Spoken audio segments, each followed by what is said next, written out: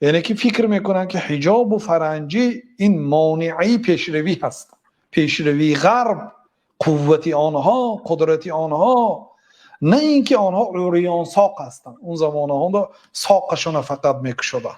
حضرت محمد اقبال لاهوری چند بیت دارن آیدی تقلید به مردم اروپا. این که سالهای 1938 از دنیا گذشتن، 1938 میلادی، و در زمان شوروی زندگی کردند و خلاصه عاقبت زمان شوروی را بیان کردند و این چنین درباره مسلمان هایی که تقلیدی از غرب میکنند چند بیت های عجیبی دارند و در اینجا و بعضی مسلمان هایی که تقلید به مردم اروپا میکنند در 7 چیز بیان کردند که این تقلیدها تقلیدهای نادرست است. ما به سبب این تقلید پیشرفت نمیشیم، یعنی ترقی نمیکنیم. ترقیات شریعت اسلام زید نیست برادرای عزیز. بعضی تاجیک ها دینی مقدس اسلام تنقید میکنن، میگن که یا دینی پسمانده یا دینی عقیب مانده، میگن نعوذ بالله.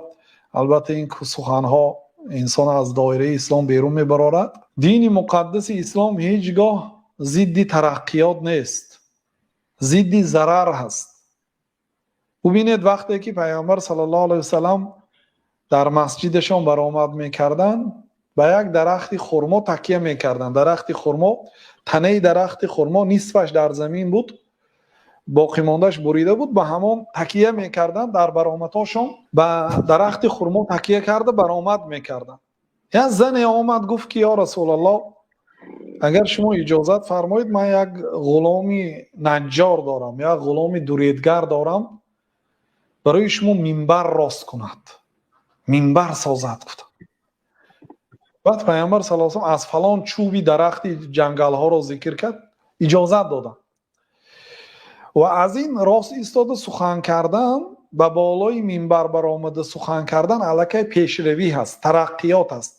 چون که وقتی که به بالای منبر میبراین هم پیامبر صلی الله علیه و سلم را میبیند، هم آوازشون به دورتر میرد.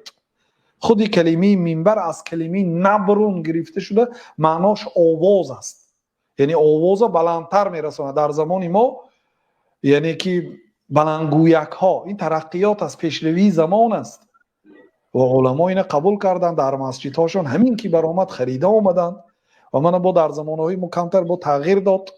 پیشتر میکروفون های کلان و سیمدار بود، حاضر به سیم هست. یعنی که ترقیات شریعت قبول میکنند. پیامبر صلی الله علیه و منبر فرمودن از 3 زینه عبارت بود و بالای 3مین زینه اش برآمده صحبت میکردن. وقتی که در جنگ احزاب که همگی مسلمان ها پیر و جوان 1,500 کس بودن، بر این مداد پیرزن ها، موی سفید ها، کودک ها، جنگاور ها، همه 1,500 کس بودن. 10,000 نفر مشرک ها همراهی یهود و نصارا جمع شدن، بنابراین احزاب نامیده شدن، گروه ها یک شدن علیه اسلام. 10,000 نفر لشکر کشیدن. پیامبر صلی الله علیه و سلم وقتی که این خبر آمد با صحابگان مشورت کردند و در آنجا سلمان فارسی وجود داشت که این شخصیت از مردم فارس بود، فارسی زبان بود، همچون جستجوی حقیقت به مدینه آمده بود.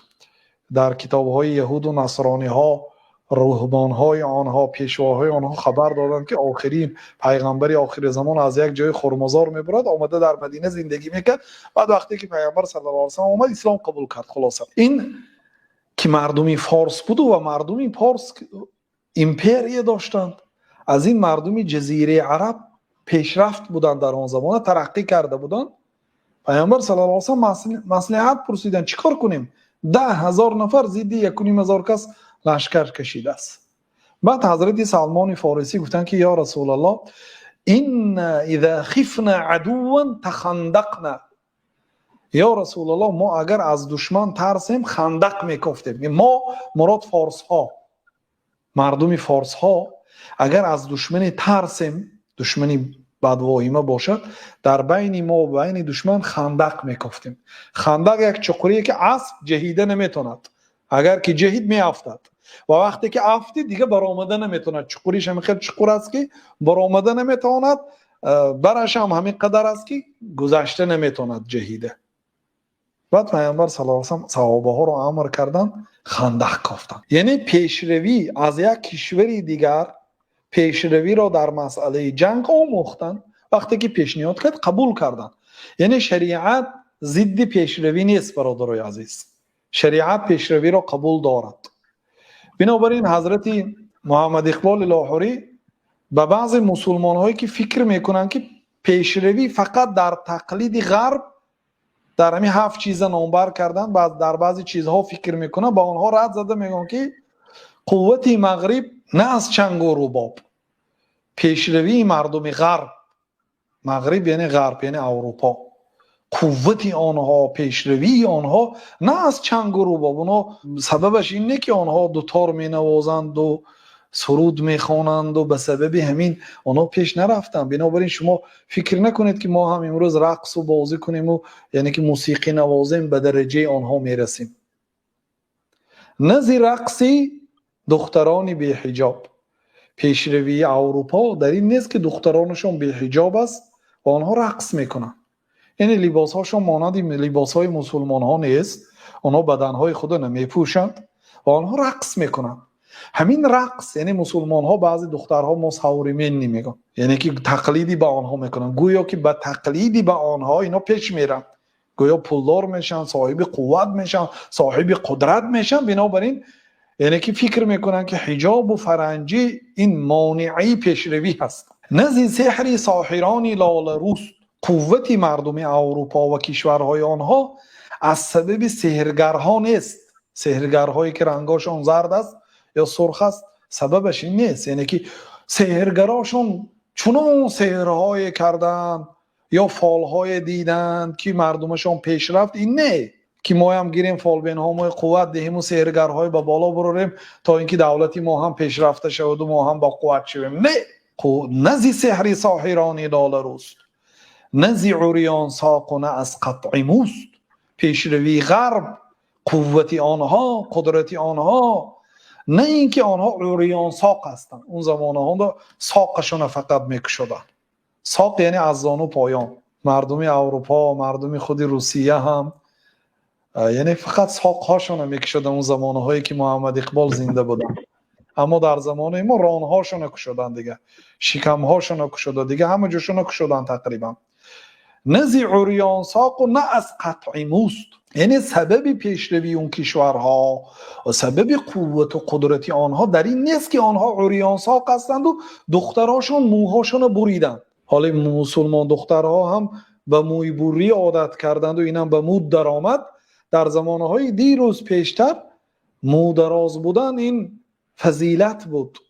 حتی موی سفیدای هم اگر یک نیکی کنید دعا کردنی شود، میگفتن که یک زنی مودراز نصیبت کند. گفته دعا میکردن، زنی مودراز تمنا میکردن با آدمی نیک. یعنی بنابراین میگن که مو بریدن قطعی ما، یعنی تقلیدی در مو بریدن و لباس پوشی قطعی ما مانند آنها نمیشیم. همین که موهای بریدید، ساقهای کشادید، رانهای کشادید، این معنای آنها ندارد که ما پیش میریم. یعنی در این مسئله ها تقلید کردن عموما این صفتی پست است، صفتی بد است. بعد از آن با یک چیز دیگر گفتن که محکمی او نه از لادینی هست.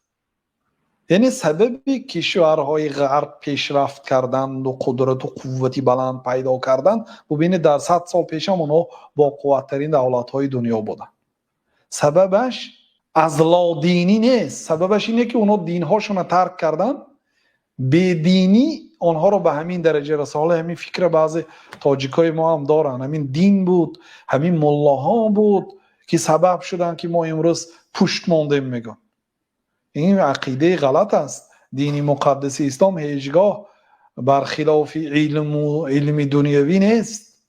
میگن که محکمی او نه از لادینی هست. پیشروی مردم اروپا از سبب ترک دینهاشون نیست. اونا حتی کلیساهاشون در یک سال یک روزی که مسلمان ها در روز جمعه جمع میشن همین قدر آدم جمع نمیشد. یعنی اونا دینی خودشون هم ترک کردن، حتی سالها به کلیساهاشون نمیرن، از دینشون هیچ چیزی ندارن، بعضی دو سه چیزا میدونن تمام.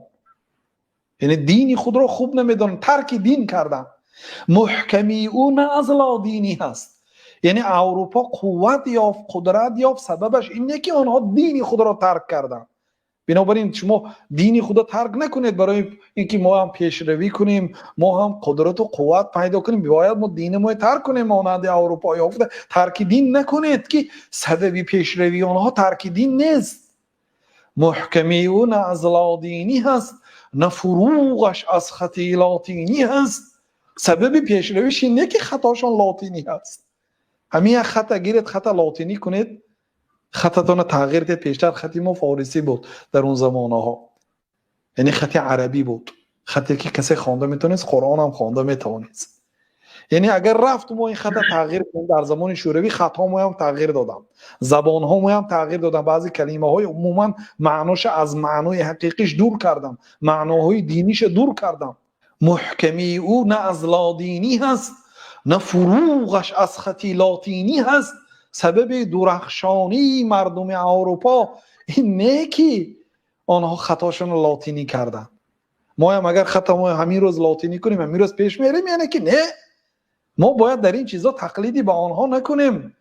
بعد از آن گفتن که قوت مغرب از علم و فن است، قوت مغرب از علم و فن است، و از همین آتش چراغش روشن است. قوت مغرب، قدرت مغرب، سبب پیشرفت آنها از علم آموختن است و از همین آتش چراغش روشن است. از آتش علم چراغ آنها روشن است. برای همین آنها گبزن هستند، قدرت دارند، قوت دارند، برای اینکه آنها علم دارند، چیزی که مسلمان ها ترک کردند. یعنی اگر شما تقلید کردنی باشد در این 7 چیزی که در بالا گفته گذاشتن، در لباس و در موبوری و در رقص و بازی و در سحرگری و در این چیزا با آنها تقلید نکنید. در خط و در ترک دین و در این چیزا تقلید نکنید. اگر تقلید هم کردنی باشد فقط در علم آموزی تقلید کنید، مانند آنها علم آموزید، شب و روز خوانید. مرحمت در این باره اگر تقلید کنید گناه نیست. علم و فن را ای جوانی شوخ و شنگ، مغز می باید نه ملبوسی فرنگ. ای جوانی خوشرو، ای جوانی مسلمان، علم و فن را به این مغزی سرت جایگیر کن اگر خواهی که مثل آنها با قوت شوی و ترقی کنی. نه ملبوسی فرنگ، لباسی افرنگی ها یعنی اروپایی ها را پوشیدن که تو به درجه ترقیات نمیرسی. تو اگر خواهی که مثل آنها شوی، بر قلب خود، بر ذهن خود علم را جایگیر کن. قوت مغرب از علم و فن است و از همین آتش چراغش روشن است. علم و فن را ای جوانی شوخ و شنگ، مغز می باید نه ملبوسی فرنگ. حکمت از قطع و بریدی جامه نیست، مانع علم و هنر اما من است. میگن که یعنی سبب ترقیات اینه که جامعه ها ما برمو، جامعه های مسلمان ها جامعه های دراز میپوشتن، یعنی جامعه های ما مانندی جامعه های آنها کنیم. در لباس پوشی ما اگر تقلیدی به آنها کنیم به همین ما پیش نمیریم و این چونین مانع علم و هنر امامه نیست. اگر رفته در سر ما سله داشته باشیم، اون وقت مسلمان های جاهای ما هم سله داشتن.